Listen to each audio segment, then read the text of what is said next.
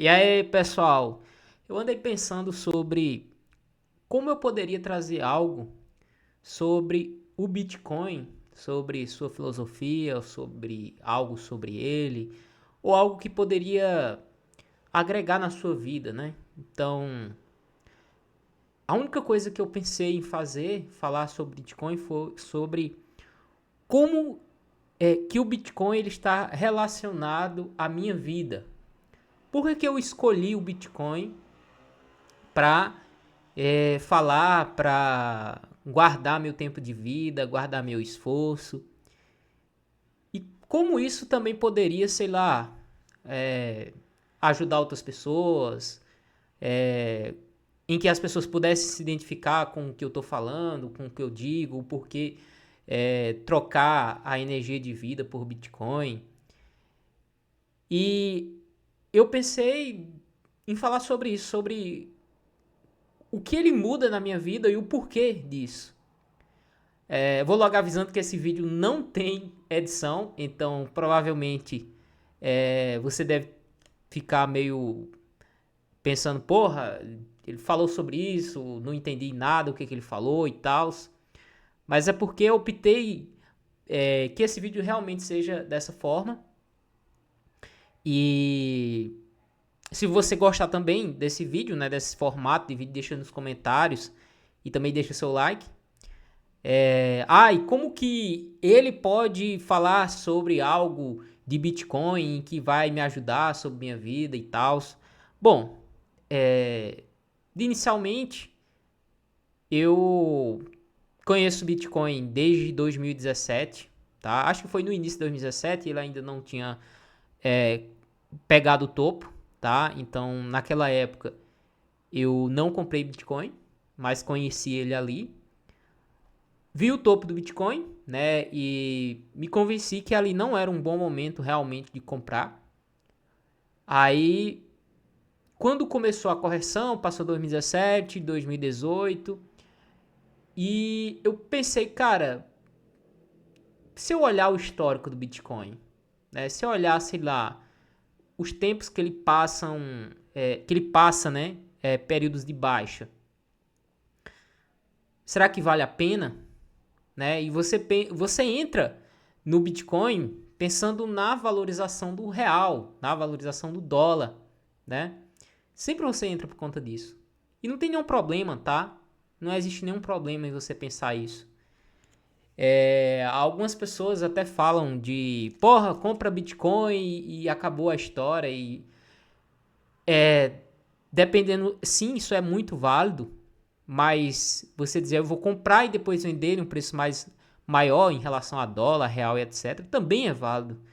Não há nenhum problema em as duas coisas, tá? Eu vou falar também o que eu faço, certo? Então, voltando à história, né? Em 2018, eu resolvi, né, antes de comprar realmente Bitcoin, entender como que funciona e por que foi criado. Por que isso, né? Aí veja que até antes de eu realmente comprar Bitcoin, eu tinha um cuidado sobre confiança, sobre confiar, né, se aquilo ali era seguro, se valia a pena, se eu ia perder algo com aquilo ali. E vocês vão entender porque, de fato, eu optei por trocar meu tempo de vida, minha energia de trabalho por Bitcoin. E está relacionado a isso, está relacionado à confiança. Porque quando você tem essa opção de entender antes de apostar, antes de trocar seu tempo de vida por, por algo, né? Por qualquer coisa, isso está relacionado a você realmente confiar em algo. Ou seja, eu não vou perder meu tempo, eu não vou perder minha energia, meu esforço por algo que não vale a pena.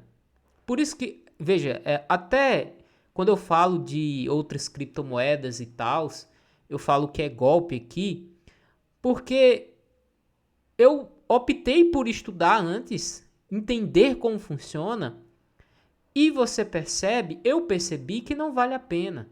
Entenda? Novamente, não sou crítico a você realmente, vou comprar qualquer moeda, vou apostar em qualquer moeda. Tudo bem, você pode fazer isso sem nenhum problema. Só que né, se você se identificar comigo, eu sou praticamente 99% Bitcoin. Se é de comprar qualquer coisinha, que seja uma quantidade tão ínfima, que eu vou só comprar para completamente esquecer aquilo. Ou simplesmente comprar e vender se eu tiver já no lucro, tá? Então, essa é a forma que eu ajo, né, em relação a outras coisas que não seja Bitcoin, tá?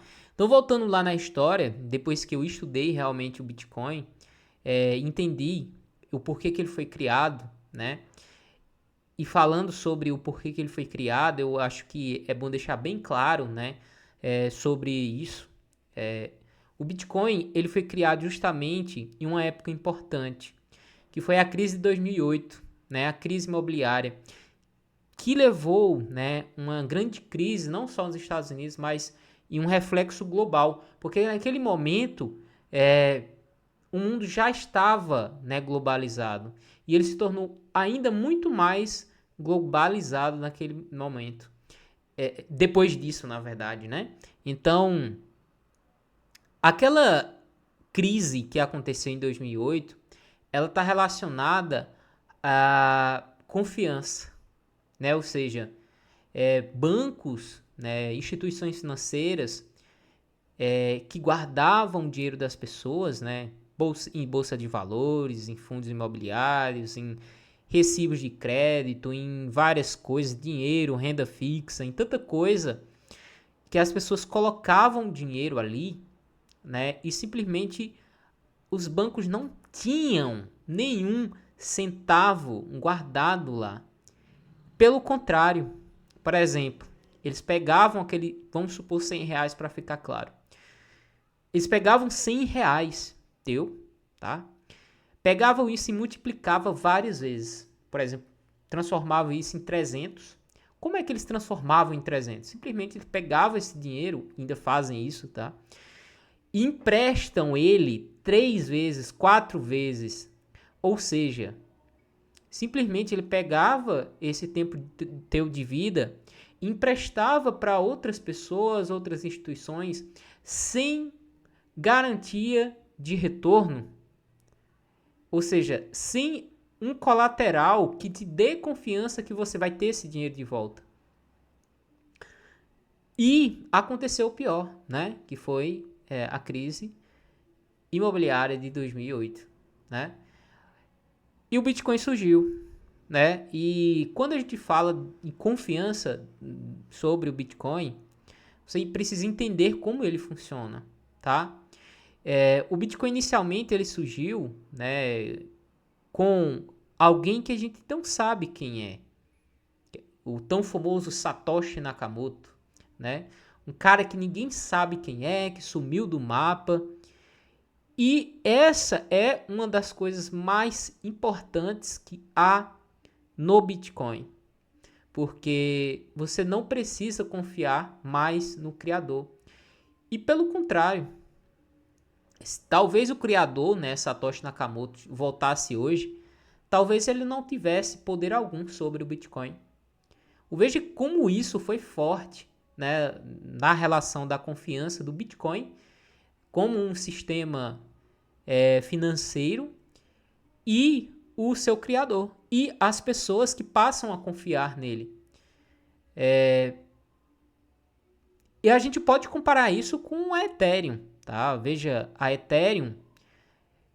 Não tô falando da Ethereum porque eu tenho raiva da Ethereum, não, tá? Tudo bem, você é Ethereum, sei lá, é fã do Ethereum, gosta do Ethereum, tá? Só um comentário em relação ao criador, porque todo mundo sabe quem é o criador do Ethereum. Todo mundo já viu foto dele. Os governos sabem quem é. As instituições sabem quem é. Todo mundo sabe quem é o criador. E quando ele quis migrar do consenso né, de como se cria novos Ethereums, de prova de trabalho, que é uma prova de esforço. Ou seja, precisa gastar energia precisava gastar energia para se produzir Ethereum, o que deve ser feito, tá? Nada que tem valor é gratuito, ou seja, para que algo tenha valor, ele tem que ter esforço, tem que ter energia trocada por trás. Então, quando ele quis trocar de prova de trabalho para prova de participação, que é Proof of Stake, né? Ou seja, você bota uma participação ali e você ganha, você praticamente está ali ganhando mais Ethereum, né? Por essa participação. De certa forma, não existe esforço em ganhar essa moeda, em produzir mais essa moeda. O que significa que ela perde valor nisso. Ela perde valor nesse significado.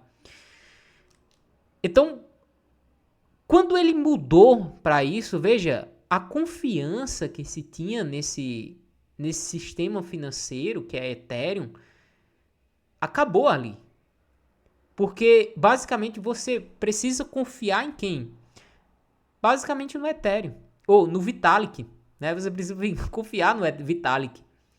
Então, onde é que está a garantia de que de que aquilo é sustentável de uma forma lógica?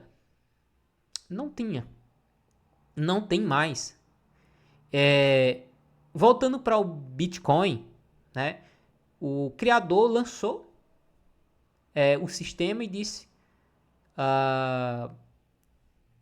eu não sou o dono do Bitcoin, cuidem dele.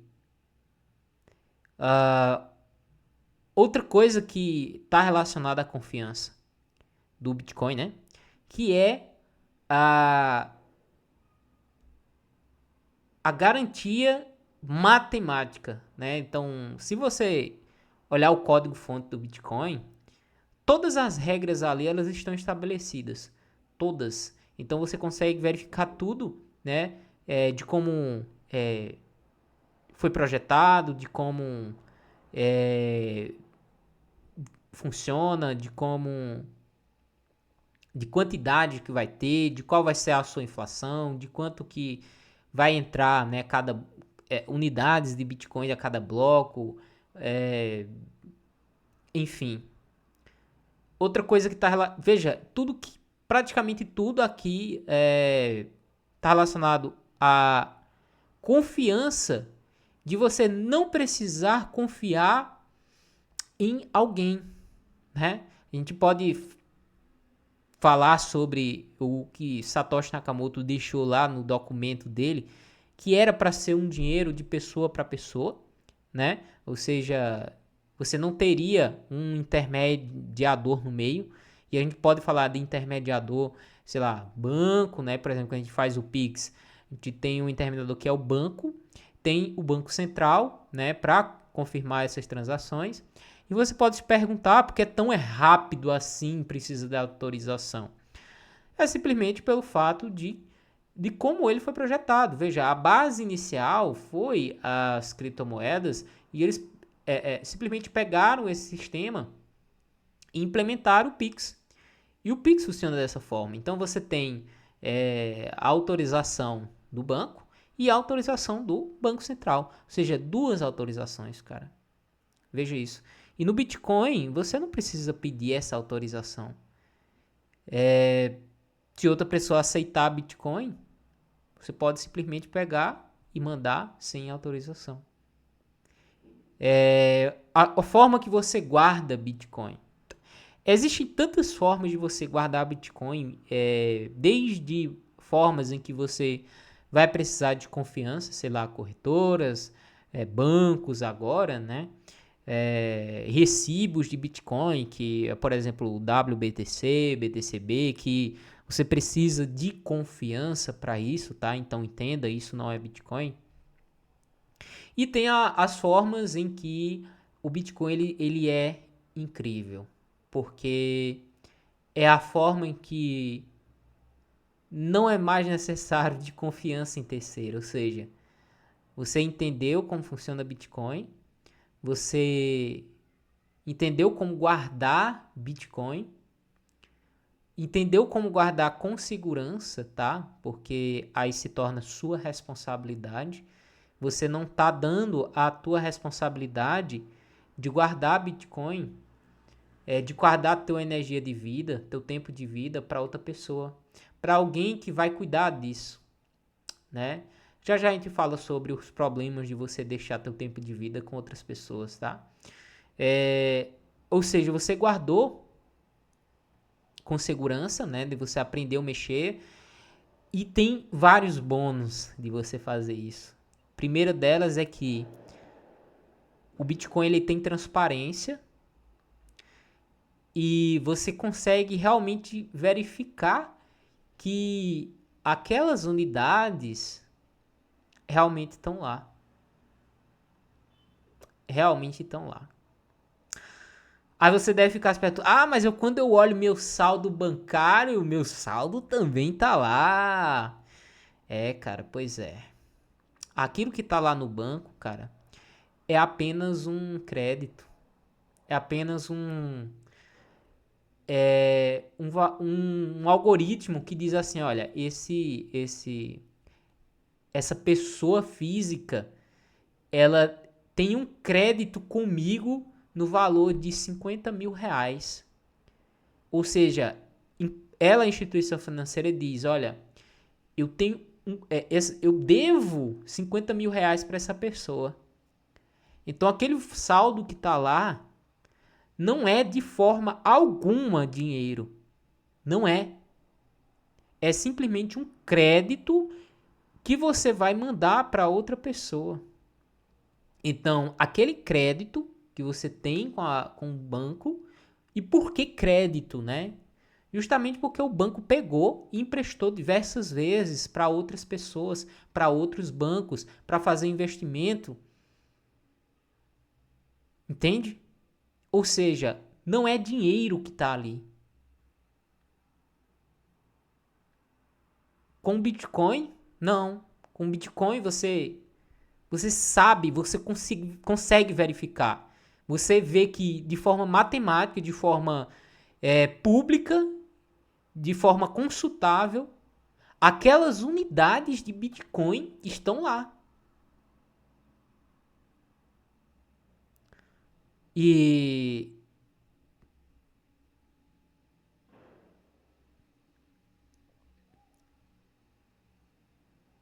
veja, o problema de você deixar o teu tempo de vida, algo que tu se esforçou durante anos da tua vida, se dedicando. Por exemplo, eu deixar mais claro sobre esse tempo de vida, né? Você passou 10 anos da tua vida trabalhando e trocando por reais, ou seja, o tempo de vida e o tempo de esforço e a energia de esforço ali gasta, você estava trocando por reais. Aí você, além disso, além de você trocar isso, você ainda vai deixar esse tempo de vida, essa energia, na mão de bancos, na mão de governos que fazem o que com isso? Eu não preciso nem falar, né? Porque o que eu queria falar aqui é justamente algo que você não escuta. Algo que talvez fosse a minha experiência sobre isso. O porquê que eu escolhi trocar meu tempo de vida por Bitcoin. Quando você entende isso, né? Entende que aquilo que tá lá no banco não é seu, que é um crédito, né? E que ele faz a maior algazarra com isso, né? Empresta diversas vezes e tal. E você ainda tem que pedir autorização. Olha que ridículo. Olha que ridículo, cara. Você trabalhou, se esforçou, pagou imposto, gastou energia, se esforçou, se lascou, fez o que fez de tudo para conseguir aquilo. Teve diversos descontos. E aí ainda vem o pior. você ainda tem que pedir autorização, velho. Ainda tem que pedir autorização pra mexer. Você sabe o que significa isso, né? Você é um escravo. Nós somos escravos. Nós somos escravos, tá? E antes que você fique pensando, olha como ele é louco, é mais um maximalista de Bitcoin, ele quer me convencer a comprar Bitcoin, ele quer... Ele vive numa bolha e tal. Foda-se, cara. Foda-se. Entende? Foda-se mesmo, porque...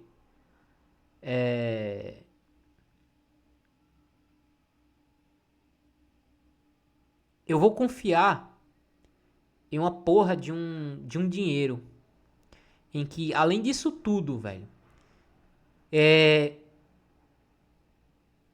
o governo simplesmente, o governo dono da moeda, que é o criador, né, o criador da moeda, enfim, os bancos que criam mais com crédito e etc., criam de 20 a 30% ao ano.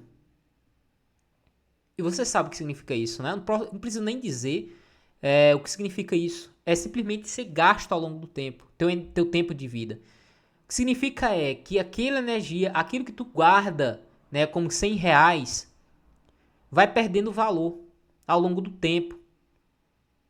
E o que isso provoca é que cada vez mais tu tem que trabalhar mais, se esforçar mais para comprar a mesma coisa com aquilo que você já deveria ter guardado antes.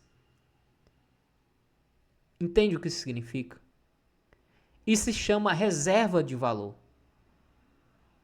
E o Bitcoin é a melhor reserva de valor que eu vejo. Se você disser outra reserva de valor melhor, deixa aí nos comentários, tá? Pode deixar aí nos comentários. Eu não consigo ver outra coisa melhor como reserva de valor. Como reserva de valor. A gente está falando de tempo de vida e energia monetária que você está encapsulando para o futuro. Você vai deixar essa energia de vida ser gasta e ainda você vai ficar: posso utilizar esse dinheiro, eu posso utilizar essa moedinha que mesmo assim é gasta. Caralho, mano. Caralho. Veja que isso está relacionado à confiança.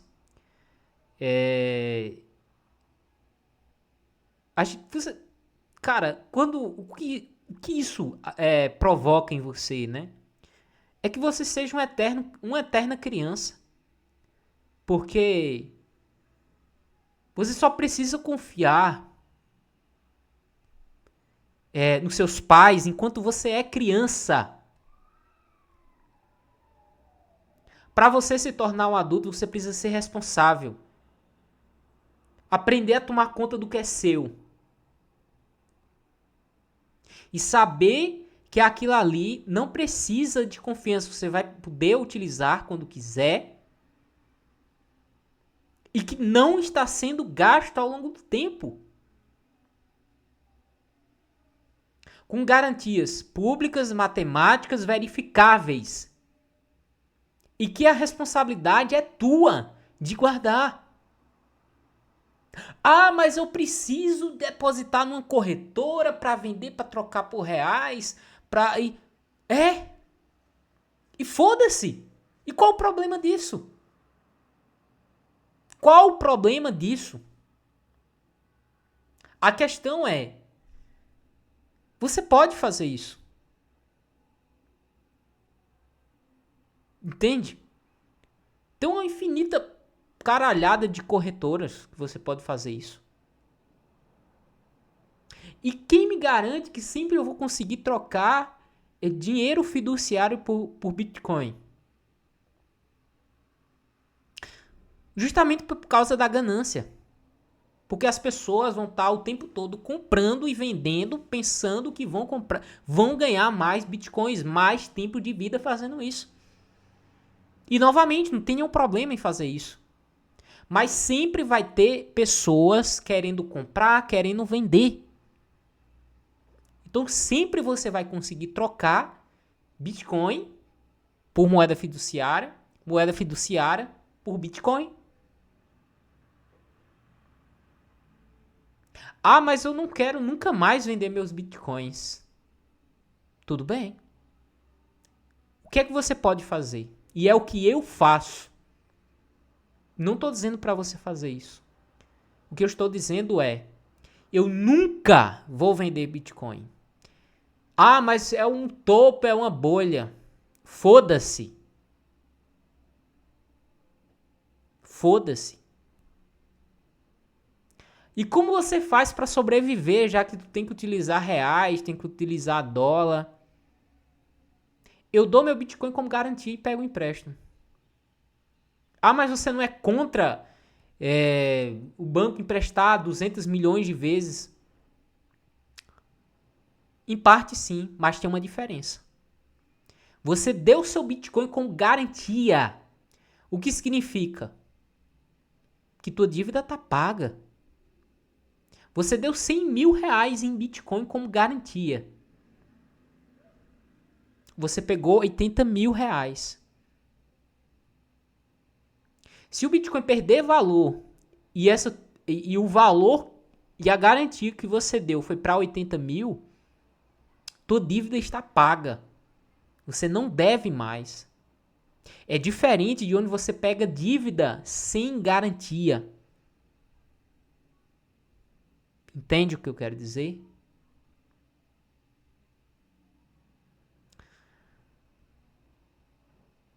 E veja, é isso que o Bitcoin é incrível, sabe? Você confiar é algo muito difícil. Muito difícil. E as pessoas são ensinadas a confiar. Porque são ensinadas a serem crianças para o resto da vida. Para sempre. Você vê isso com joguinho de tigrinho, com blaze, com golpe, com pirâmide, com um monte de coisa. Agora criptomoeda, agora game, NFT. Essa porra toda, mano. Entende o que eu quero dizer? Então a gente é ensinado a confiar. E a confiar em quem quando você utiliza o real e o dólar? Na pior. Naquilo que você. Naquilo que você não deveria confiar. Que são os políticos, velho. As pessoas que estão ali só pra mentir. Mentir! E por que você tem que confiar em político quando utiliza reais? Porque você tem que confiar que ele não vai criar mais. Aí qual é o problema de criar mais reais? Você sabe, velho. Você sabe. O problema de criar reais é inflação. Isso é inflação, aumento de base monetária. O aumento de preço é a consequência, porque aquele dinheiro ele perde valor. Voltamos aí à história do reserva de valor. É isso, velho. Porra, esse vídeo era mais um desabafo, porque eu vejo tanta gente, velho, perdendo dinheiro, entrando em golpe, entrando em esquema de pirâmide, entrando em scam, tigrinho, blaze, bet, aposta, coisas ridículas, velho. Coisas ridículas, mano. Que vai te fazer perder dinheiro, perder tempo de vida. E que você tem uma coisa que você não precisa de confiança e que você sabe que você pode verificar. Você não precisa confiar, mano.